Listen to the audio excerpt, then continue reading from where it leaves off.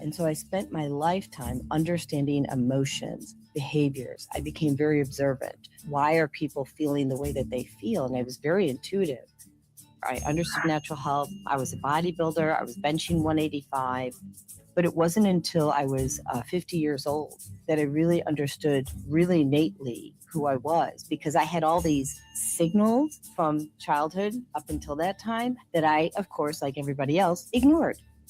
Shortly after both parents had passed 18 months apart, I went on disability. I was sleeping on the couch, couldn't move. I was sedentary. I ended up with 54 chronic conditions at the end of the game. And they started coming in and being my guides. It's your innate ability, it's your divine right to hear God, spirit, source energy, Jesus. You choose. Your higher power is love. Everything's rooted in love. I use plant and energy-based healing, from poisonous pills to plants and prayers, because that's what we all have to do if we want to live our best life. We're here to reframe mental health for the world. If you have a diagnosis or label as bipolar, schizophrenia, narcissistic, Alzheimer's, what I'm here to tell you is all those things are just labels that the Western Medical Club uses to create a revenue stream. I'm here to give you another option. We help that dark energy find the light. And I created this concept called the place of peace. It's a quick and easy way to bring yourself back into balance using nature's goodness, using God's goodness, divine's goodness, because life is a lesson. When we can become self-aware about what it is that we're doing, how we're being perceived, life becomes beautiful. The single most important thing is forgiving yourself and forgiving others, because they are doing the best they can. You're doing the best you can at any point in time. We're all on the journey. Well, welcome everybody to Susan Essential Self-Care Podcast, where we are reframing mental health for humanity, backed by world leaders in neuroscience and biochemists, IFBB world champions. So today we're going to talk about brain health. What a surprise. Woo! But before we do, I just want to do two shout outs, which I'm going to do at the beginning of every show, because these are the two things that are making a difference every single solitary day in my life. So number one is Upgrade, okay? And you think, well, what is Upgrade? Well, it's a nootropic formula that I take every single morning instead of coffee, right? Because coffee will activate the basal ganglia. This will increase blood flow to the prefrontal cortex of the brain, okay? That means your executive center is now working optimally. That's number one, Jeremy Freeman formula. I will put the links in the thread. The other thing, thank you, Jesus, Brain Tap. So Brain Tap is brain fitness, neuroplasticity, and he takes it to another level because he has lights on the eyes, which you can get to every organ, tissue, and cell there. And he has lights on the ears. You get to every organ, tissue, and cell through the ears using light. And just for fun, he's helping you to reframe your thoughts, because we all have negative thoughts. So if you want to get back into balance, you know, I say the Jodyism, pair the two. We'll put the links in there. If you need a consult to learn more, we'll do that. Okay. So that took all of about a minute, but here's really what we're talking about today. Okay. This is white noise, dark impact. Are we damaging children's brains? It's by Beverly Hanson, who is a brilliant soul. And actually, I think I've just misplaced her bio. Oh, no, here we go. But anyways, this is such important information for every single solitary person to have, whether you're a parent, a grandparent, a sibling. Everyone needs to know how to support their brain, because when you're trying to optimize your brain health, it's not as much, I mean, yes, we have to, give our brain what it needs, but I say it's more important to remove the things that are negatively impacting your brain. Okay. And so let me tell you a little bit about Beverly. She is a seasoned registered nurse and applied neuroscience brain coach. She has spent decades helping people live optimal lives Through Dr. Evian Gordon's Eureka 30 platform, she guides individuals and groups in building better brains. She uses habit formation, applying neuroscientific breakthroughs. She has coaching. It taps into neuroplasticity to boost the things that we all need, right? Focus, resilience, and peak performance. She uses neuroscience backed strategies, and she helps you to optimize your brain health through habit formation and brain reward pathways. So let's get Beverly on from Clinical Brainiacs. Okay.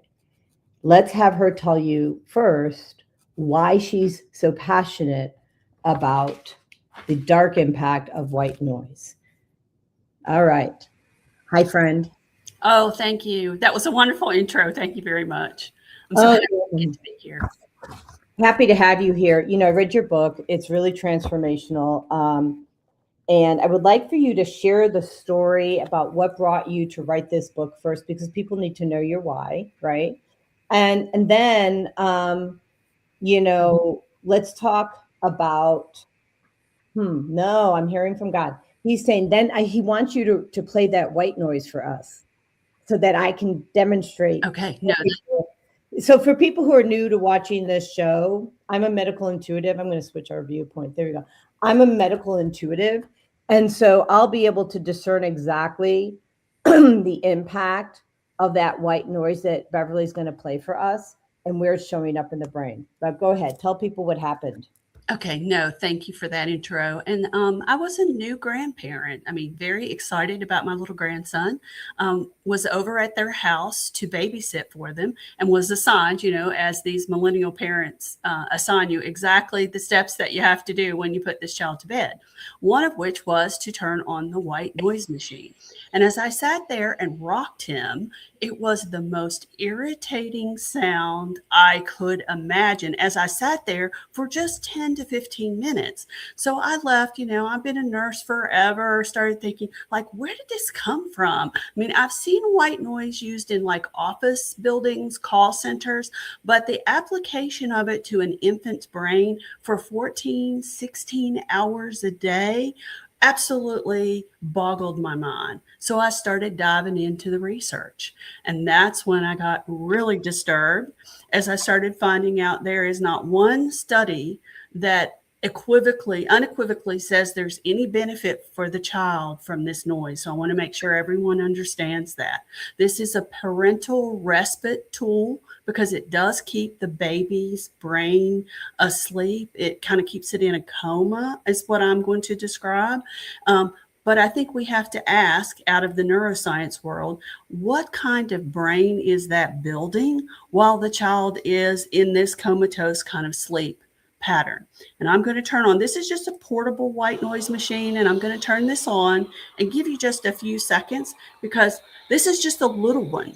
This is the kind that people use on the baby stroller, or if they have it in a kangaroo pack, they carry. Okay, I'm going to pause. Hold on. So go ahead and let that play. So what it's doing, the energy is going to both temporal lobes. This is where I feel it, right in here.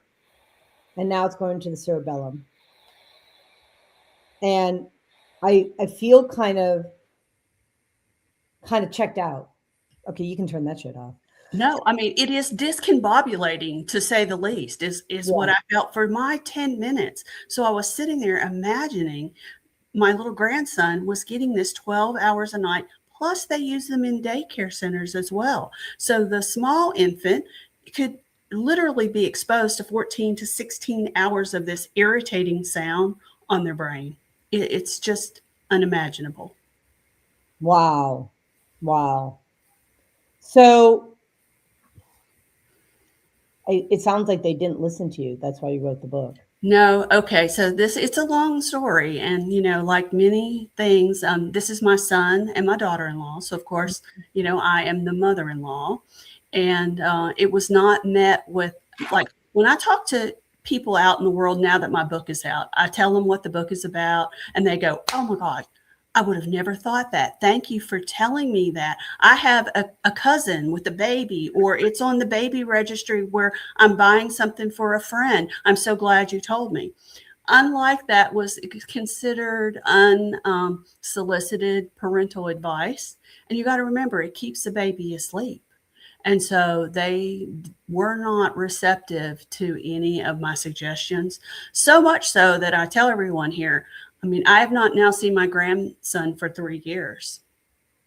And I have a granddaughter that was born in the interim that I have never met.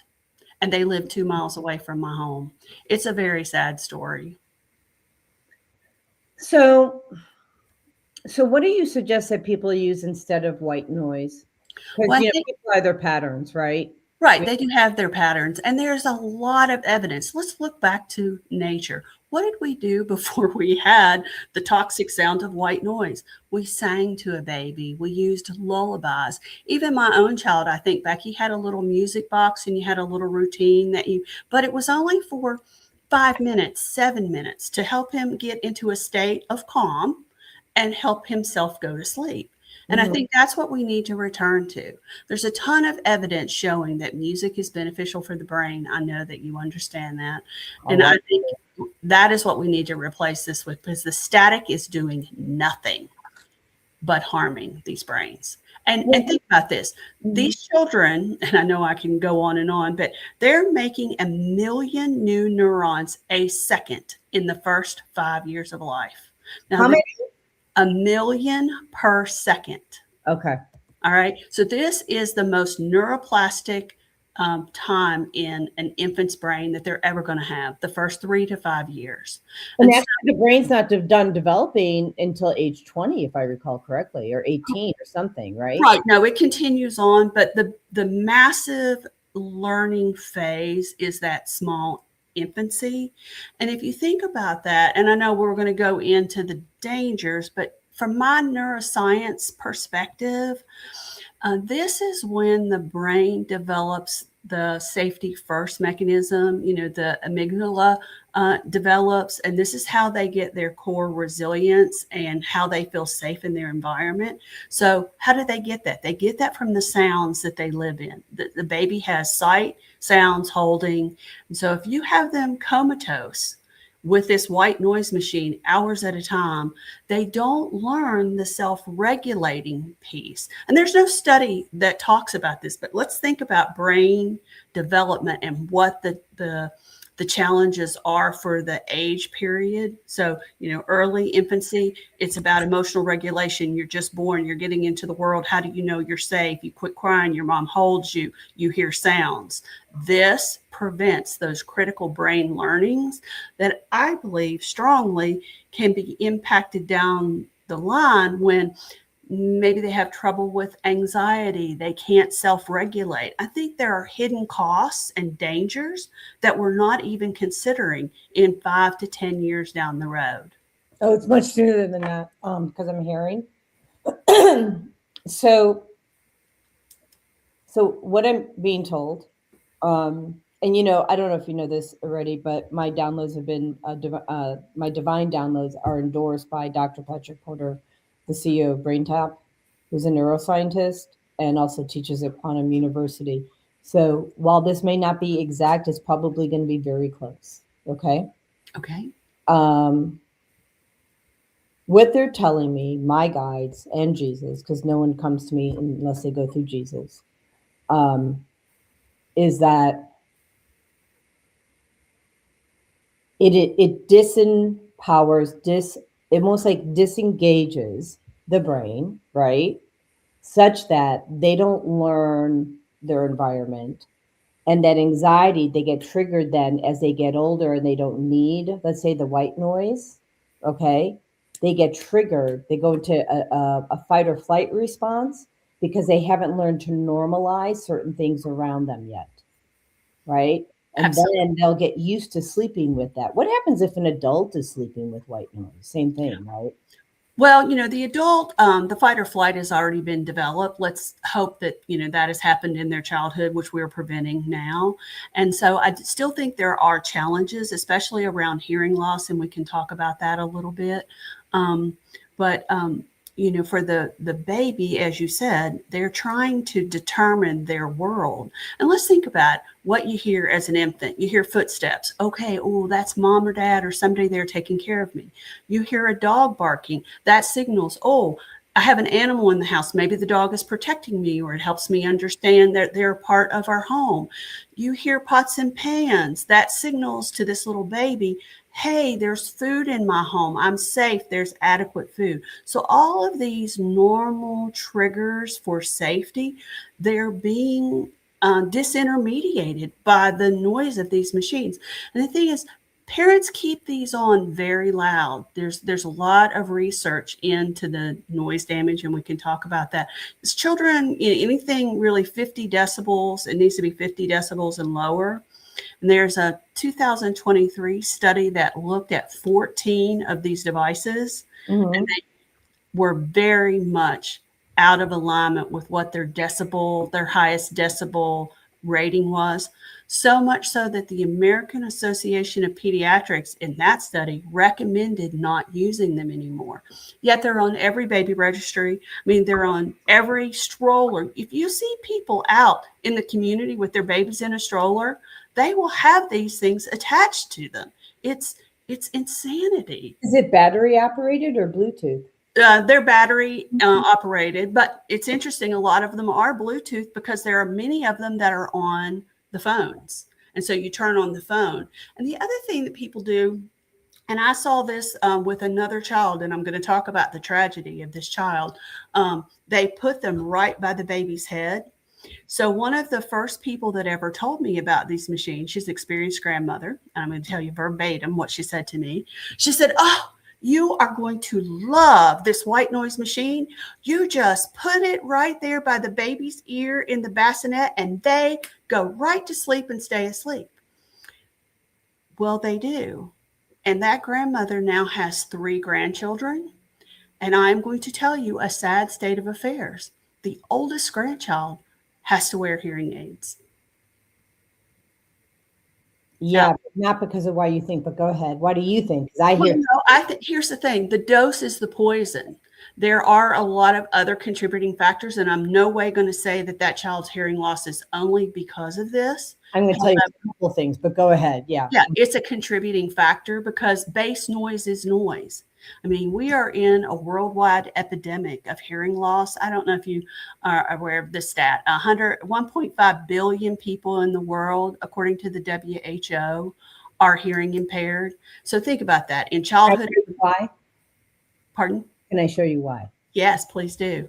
Okay. But it's estimated to be another billion. So it'll be 2.5 billion in the next 25 years.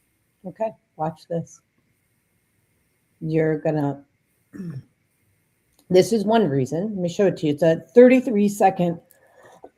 We have some Apple AirPods, and they are turned off with the case closed, low levels of RF. And look what happens immediately when we open the case and take out the earbud.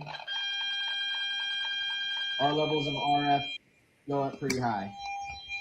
You see people walking around with the earpod in their head. It's peaking at about 700 or 800 millivolts per meter.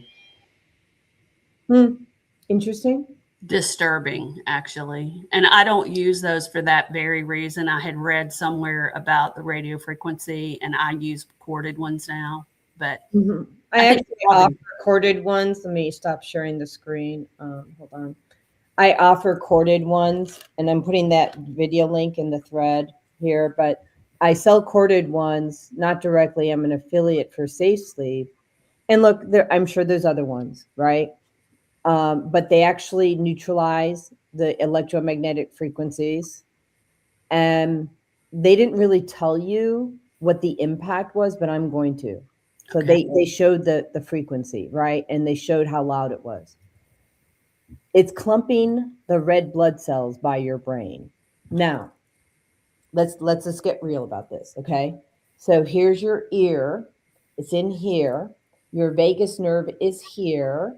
So now we're stopping the flow of information from the brain right, to the organ, tissues, and cells. Plus, your brain can't detox at night. Okay. Let's just be real about that. It's clumped. Now, I have solutions. I never talk about a problem without a solution. I use red light therapy, a torch. It opens up that pathway very quickly. I was just on training before class. And, you're holding the torch and it's increasing blood flow, right? Opening up that vagus nerve so your brain can detox. I do this before bed every night because I want to make sure that my brain is releasing all the toxins as it's supposed to when we're sleeping. But if I've put a phone here or I have an AirPod, or I don't know, if I walked outside and there's a 5G tower, it's clumping. So we have to be, unfortunately, on defense, right? And be proactive in taking the steps to allow our body to self-heal and provide it what it needs, because we're constantly under, unfortunately, attack. And so I believe that white noise is part of that equation for these children. There's no question in my mind, especially I think you said to me that some of the white noise is being delivered through like a cell phone. Correct. Right. So that's also emitting RF radiation, right? Same thing with the AirPods. So whatever you're putting that's electronic by your brain, that's where it's going to clump the red blood cells. That makes total sense. Mm-hmm. And so I believe, we both are brain health professionals. I believe you have way more science than I do, but I have tons more. I'm like, here's 50 different tools so you can do at home, right? Because that's my goal, because I had to self-heal all this crap. Mm-hmm. Well, we have, we want to offer solutions. And, I think I always talk about this, 4 decades of healthcare experience. I hate to say that out loud. I can't be. You should say that out loud and hold it proud. No, it's true. But, a lot of that has led me. So it was population health for chronic disease, diabetes, heart disease. That's where I started. And then moving into the neuroscience for the last 5 years. And you can pull it all together. So you think, why did Beverly Hanson, nurse in Alabama, pull all this together when everyone uses these every day and never thinks twice about them? And I think it's that background and experience and pulling it together. So yes, because that's where you and I yoke. We look at all the pieces and we look at the patterns. You're fantastic. You look at the patterns and you're like, wait, this doesn't add up. Mm-hmm. Right? You're brilliant. Well, thank you. I really appreciate that. But I think the other thing that I really noticed, and I know we didn't really get into this, but there are the effects of this white noise down the road. So when we first, and this is my husband and I brought this up to our son and daughter-in-law, our grandson was not talking. And so he was way past an age where in the past, children would have full sentences and a lot of talking. And this is a current epidemic. And so just so you know, the epidemic is things like they don't enunciate properly. They whisper. They don't speak. I mean, little kids 20 years ago, they were yelling and running around. And this one, he understood and comprehended, but he wasn't really talking. And so that's what led me to really hand them all the research later. I bit my tongue as a mother-in-law for a long time. And then I just thought, this is ridiculous. I can see it right now. And then there's a lot of research. Dr. Sophia Balk and Bennett are the two that have done research in this. And it's about the theta phase where children learn the snippets of language. And that's something. So this white noise is stopping. If the television is going on in the background, children are getting syllables from that language on the television that's in the background. If mom and dad are having a conversation in the room next door, this brain, although it's asleep, is still picking up these little snippets of language. And that is totally gone if you're using a white noise machine. They don't pick that up, which is why so many kids are I believe, in speech and aren't talking as early as they did in the past. Well, I had speech therapy and couldn't read or write complete sentences in the 3rd grade. No, I didn't. Yeah, I had a traumatic brain injury. Okay. And I would qualify what we're talking about as a TBI. Mm-hmm. And I am redefining mental health, but I'm also redefining TBIs. So, because like a TBI is a blunt force trauma to the head, but I think a TBI is other type of traumas to the head too, right? Chemical traumas, and electrical electrical traumas to the head, right? That makes total sense. And if you go, there's a pivotal study from 2003, Dr. Edward Chang at UC San Francisco. And then this is a really interesting study.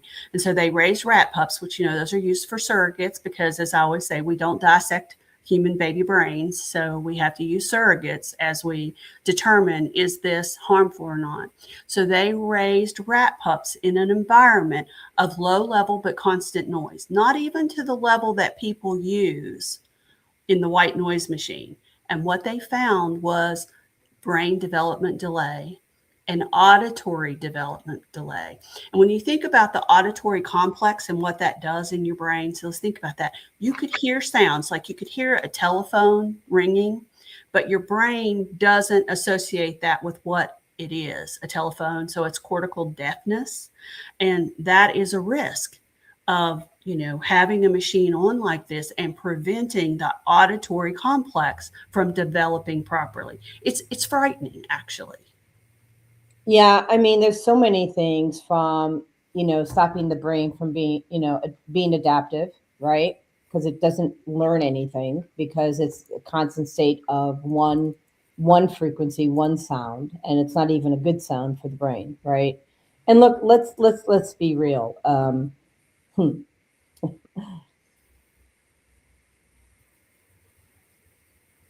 They're not delivering, meaning big tech. I love technology, right? I love the fact that we have 5G towers. Gets us what we need. I love the fact that I have Wi-Fi. I love the fact that I have a hair dryer, right? Mm-hmm. Baby monitors. I love the fact that we have, but it all comes with a price because it was not deployed responsibly. They knew it, and there was an agenda. It was part of the sick care mentality. All of it. I totally agree with that. You think about it, if you end up with a baby with all these challenges, then they're going to have medical care in the healthcare delivery system forever, whether it's deafness or maybe speech pathology, the same. And nobody's putting the big picture together. And then we're talking about hours at a time. So, I always say the dose is the poison. Your brain has a lot of ability to overcome things that have been done to it. You certainly know that from your own TBI. And if you use this for 10 or 15 minutes, turned it off and let the baby drift to sleep, that would be one thing. But these are used for hours continuously. Well, I mean, honestly, you could get the brain tap and listen to the brain tap for 20 minutes, put the baby to sleep in 20 minutes using the brain tap, which it is used for. Mm-hmm. Absolutely. And you don't have to wear the headset. It comes in, like there's an app on the phone. I was running my Healy before, but here's the brain tap app on the phone. That's a great solution. And, let me just put this by. It starts off with noises from nature, which is difficult to pick up on the show. Hello, this is Dr. Patrick Porter, and welcome to the Better Life Me e-course series, Personal Growth, Visualization, and Integration. Your eyes should be comfortably closed and your breathing deep, rhythmic, and relaxed. This is your time to tune into your guidance system, to produce the rhythm. And he's got ones for sleep. He's got 2,500 sessions, right? Well, I love that there are words in that. You know what I mean? So if you're going to use that with a child, they're going to pick up snippets of language in addition to the sounds to help them calm. Well, the sounds that they're using are like solfeggio frequencies, which are healing. And it's blended with other different frequencies to put the brain in a theta state. Okay. And that's for stress relief. Of course, if you need more focus, different state, right? But like here, I just did a search on sleep in his app, right? And it's got sleep RX, sleep deep, sleep neuro training, sleep study. I mean, sleep, sleep, sleep, sleep, and and more sleep, right? Well, I mean, people do have difficulty sleeping, adults especially, they have a hard time and they need something to help them drift off.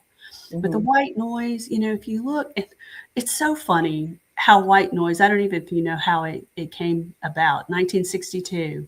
Let me Tell share me about this. it. Yeah, because I think I was exposed to white noise. I was born in '63. Yeah, you could have been. So it was developed by an engineer. And I always say, God love engineers, they're problem solvers because his wife could not sleep. And so she found that she was able to sleep if she had the noise of a box fan. And so he decided to take the full spectrum of white light, like white noise, and he identified that and put it into a device. And then it was sold all through the 60s and 70s as a sleep aid for adults. And then lo and behold, it got repackaged in 2010 as an infant sleep aid. Mhm. No studies, absolutely no studies proving the efficacy or the safety of this device. But they ended up being on every baby registry because they worked. And I think that's the one thing that we have to understand here. It's really hard for parents to turn these off because they're exhausted. They're many times, this little baby is just wearing them out. They're trying to work. I understand why they use them, but they need to understand what the damage is to their baby. And I did a podcast a year or so ago with the Neuro Noodle guys. I don't know if you know them. They're fabulous. No. But their EEG expert, who is the world's leading expert on reading EEGs. So Mhm. he shared on that podcast that white noise machines are the equivalent in your brain of nails on a chalkboard. Well, that's how I felt when you ran that. It was like this, Yeah, right? you want to just run away from it. And then here's this little baby, and many times they're way too close to the crib. That's what I found in my own grandson's story. It was put on a table within 3 feet of his crib at a very high level. That's the other thing. You've got to keep it below 60 decibels for babies. So anyway, that's for the neuronoodle guy. Now he did talk, and I know we talked about some people use brown noise, pink noise. Those are not as irritating to adults. I Mhm. still, for the reasons that we've kind of talked about for baby developmental milestones, I don't think you should use any noise on a baby. I don't think you should do anything to prevent a baby's brain from learning what it should be learning. But if you're an adult and you need those, I mean, I understand. I have a better idea. Oh, okay, please. May I? I think you might Please. like it. If you don't like it, please say so. I will. I'm sharing your website, White Noise, Dark Impact, Are We Damaging? So you can get the book there. And I've been sharing um, Beverly's book as well, the link. It's in the thread. I think you all should get it. Just saying. Thank you. So, all right. So let me stop sharing this. So I trained under Dr. Frank Lawless for, I think, 6 years. And he came out with a device that is rooted in binaural beats. And I used it to get off of disability. Now, the same type of technology is in BrainTap, and I, you know where I'm aligned.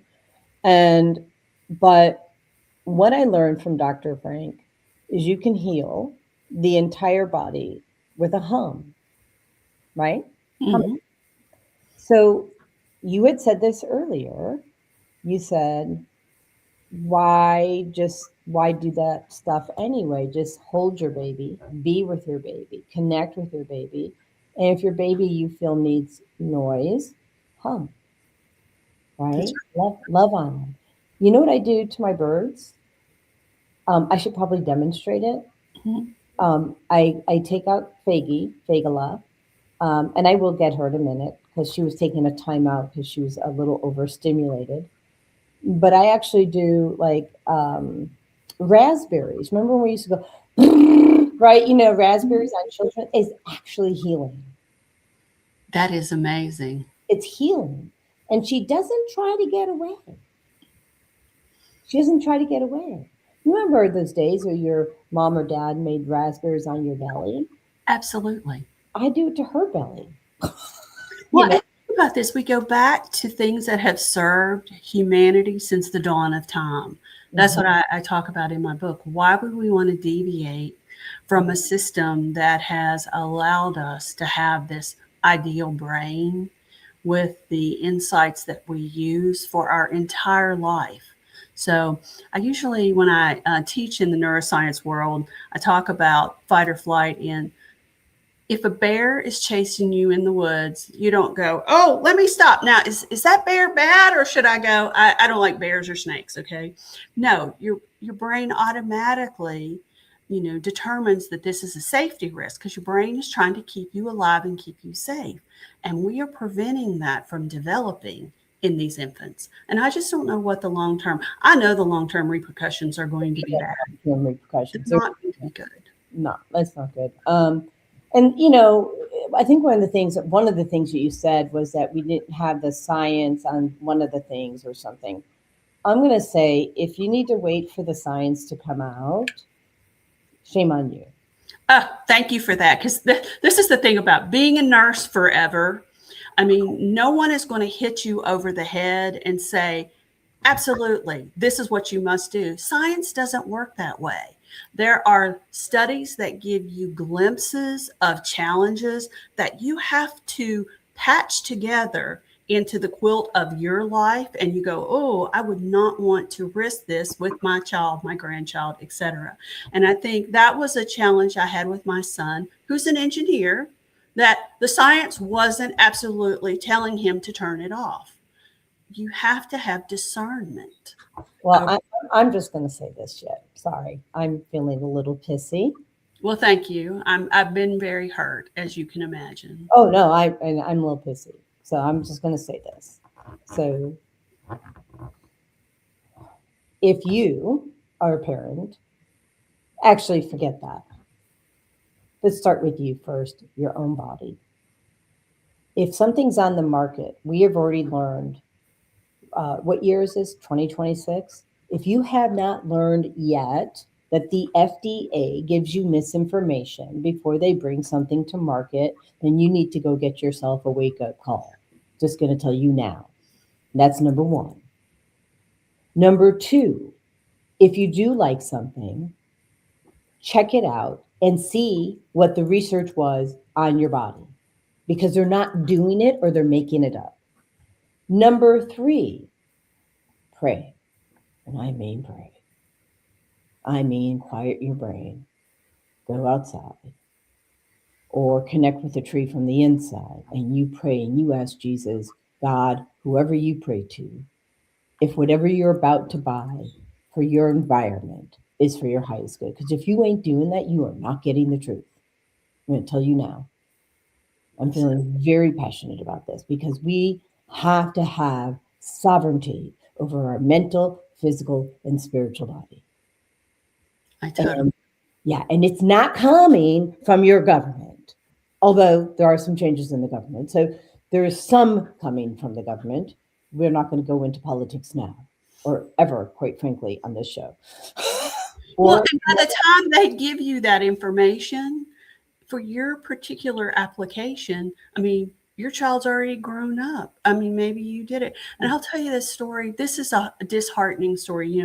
I use hyperbaric chamber for brain health. I absolutely, Dr. Gordon, I am into omega-3s and make sure I do my vitamin Bs once a month and get in the hyperbaric chamber. Mm-hmm. And so you know that you helped me actually submit my book, and I won the award for health. And so thank you very much for that. Yeah, International Impact Book Awards. Yes, International Impact Book Award. Thank you there.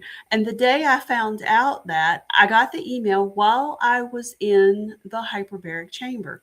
So I'm boohooing as I'm in there because I was just so moved that my work is being deemed valuable for humanity.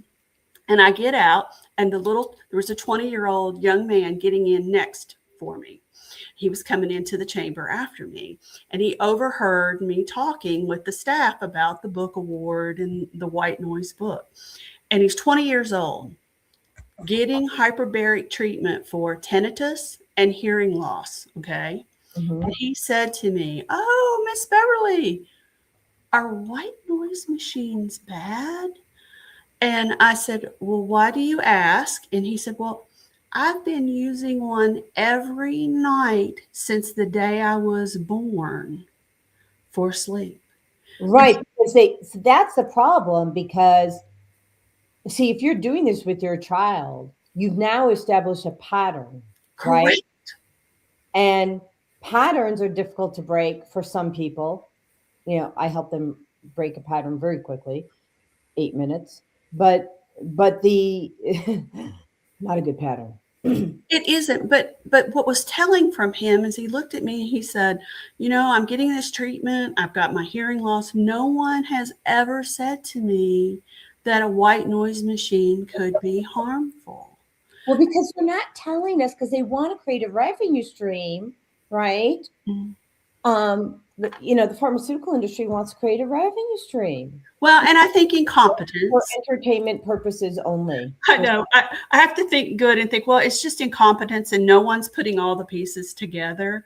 But to think that this young man has been using this machine for hours. And if you go back to noise pollution and what causes hearing loss globally, it's baseline noise.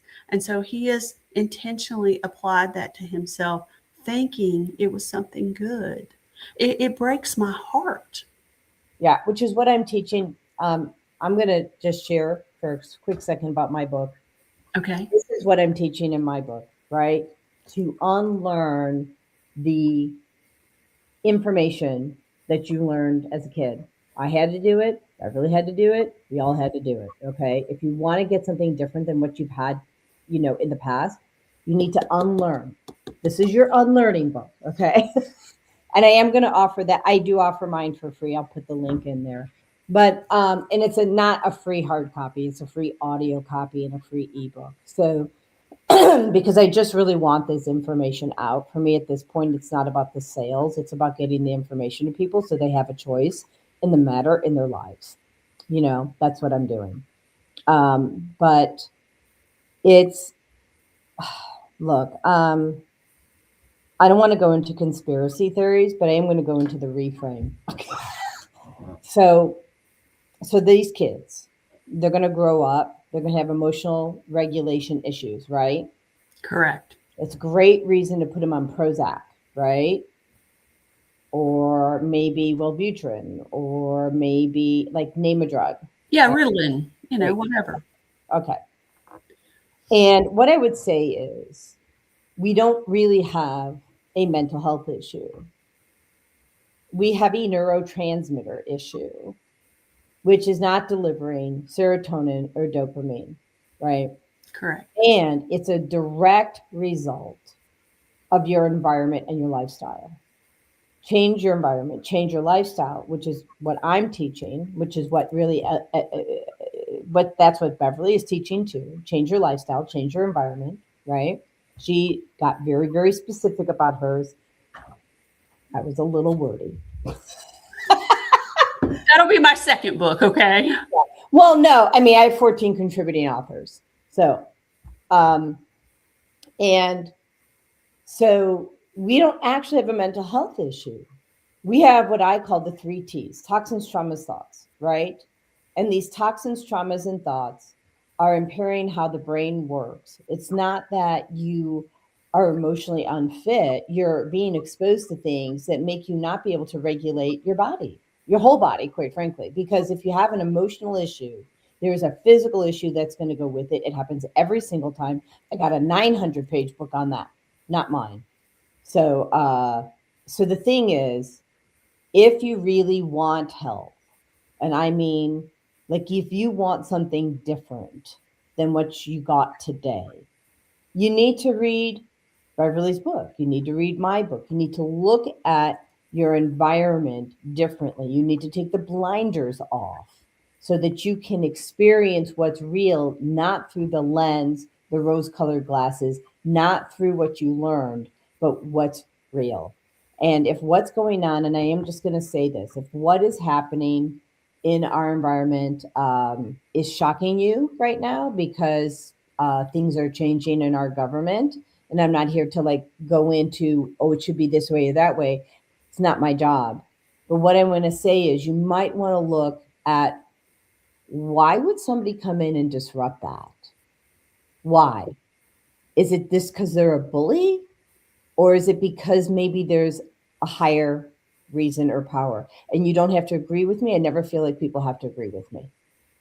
Right? But we have to start looking at, I mean, look, I have friends that come to me and complain to me that, can you believe what happened this day in the government? I said, well, we have to look at where we're going, like as a community. And as a community, and I state this in the book, this show is for entertainment purposes only. Pharmaceuticals are going away by 2027. What you see as pharmaceuticals will not be present in 2027. Will there be some? Yeah, no doubt. Will there be what we have now? No. And this is a channel, by the way. I channeled this. My friend channeled this when he was 4 years old.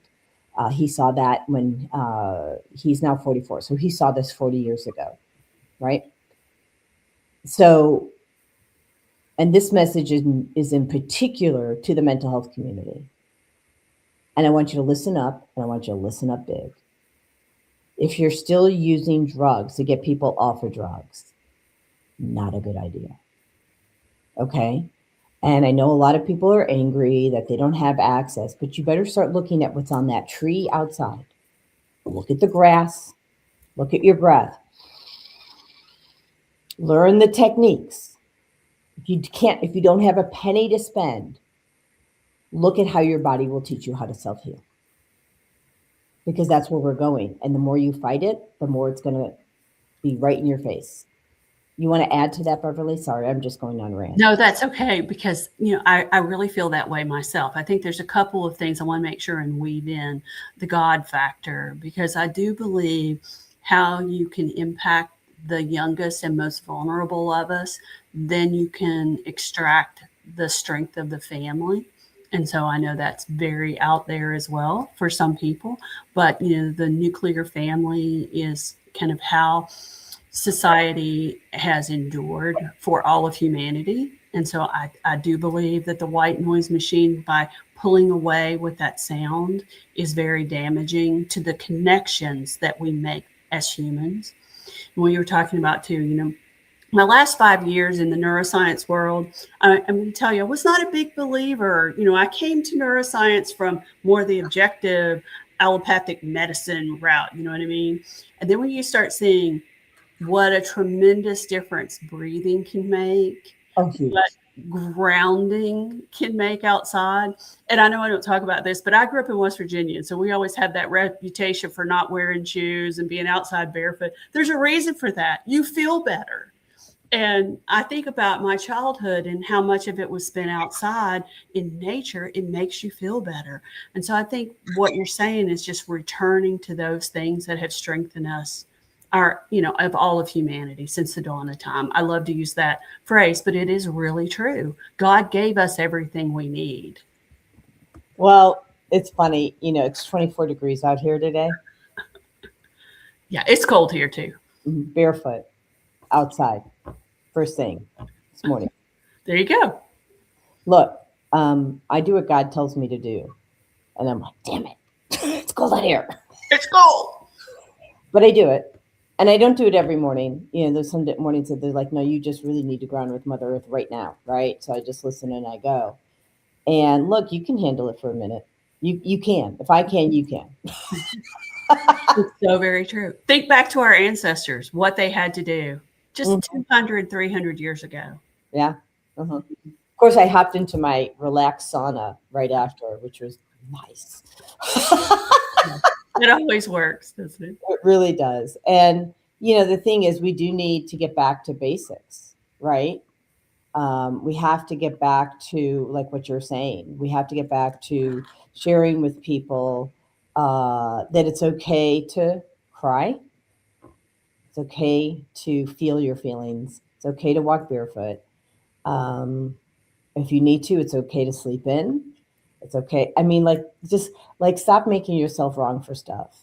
That's kind of where I'm Yeah, and I think God gives us pain.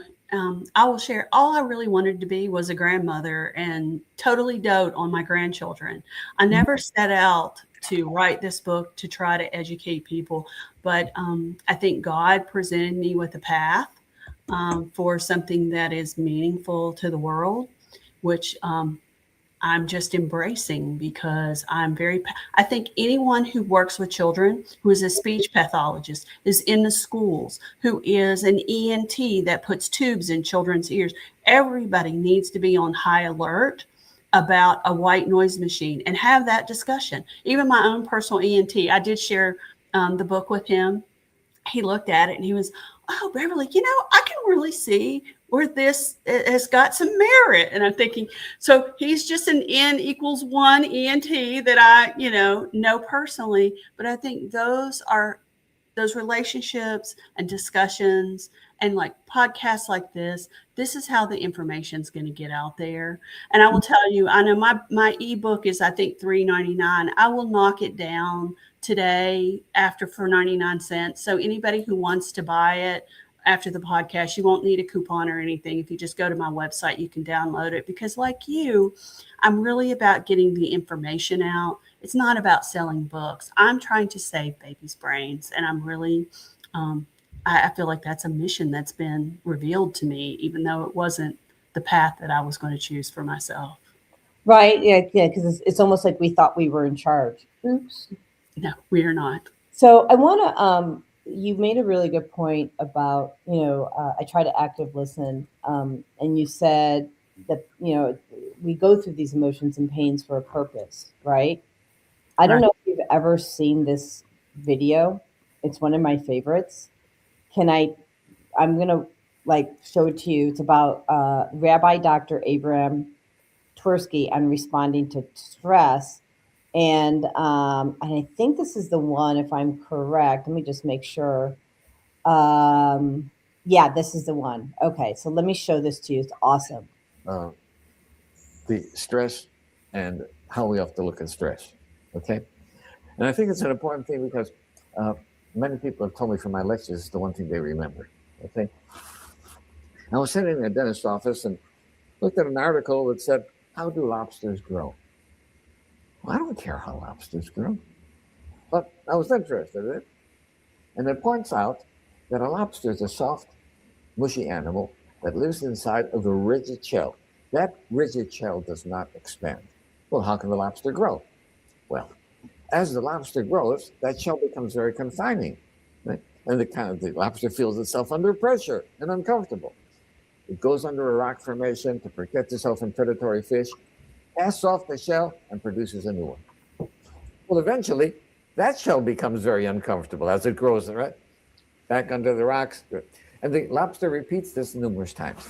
The stimulus for the lobster to be able to grow is that it feels uncomfortable. Right? Now, if lobsters had doctors, they would never grow, because as soon as the lobster feels uncomfortable, goes to the doctor, gets a Valium, gets a Percocet, feels fine, and never gets off its shell. So I think that we have to realize that times of stress are also times that are signals for growth. And if we use adversity properly, we can grow through adversity. Do you not love that? I love that. I had never seen that clip before. That was wonderful. And it's so it's like my favorite, And so if they went to a doctor and got Percocet, right, they'd never grow. Oops, humans, you're not growing because you're medicating yourself and stopping yourself from feeling feelings. You're stopping your children from feeling when you run that white noise. Let people grow. Let people grow. absolutely. Mm-hmm. Look, I was, we have a few minutes left and I got to hop on another meeting, but I will say that I was not allowed to express myself. I'm sure, I don't know how you grew up, but I was not. And many people have grown up not, to be seen, but not heard, right? You know that because you're my age. Oh, yeah. And I write about this in my book, that how are we supposed to grow up in a unit, an environment, to be seen but not heard? You graduate high school, you go into college, you get to be heard a little bit more. And now you go into the workforce and you're supposed to flip a switch, and now you're supposed to be seen and heard. That's problematic because you have no program, you have no model for this, and you've not been taught. So you have to be seen, you have to be heard from day one, and you have to feel your feelings. And part of being heard is to cry, right? That's right. Well, you have to hear your environment, so, I look at this for the babies and just everyone that's on this call, my challenge to everyone is to try to leave today and become a somewhat of an evangelist for this cause and share what you've learned, because I think it grows that way. And I'm in a movement now to get these machines to become almost verboten, like from now they're the sexy hot tool everybody has to have to keep their baby asleep, to where I want doctors and speech pathologists and teachers to go, oh my God, turn that thing off. Don't you know they're dangerous? And that's a big shift. That is my goal. And I think that's a worthy one for all these brains that are being permanently altered. Now, we have neuroplasticity, you know that, but why would you want to conduct an N=1 experiment on the most precious thing that you have, which is your child?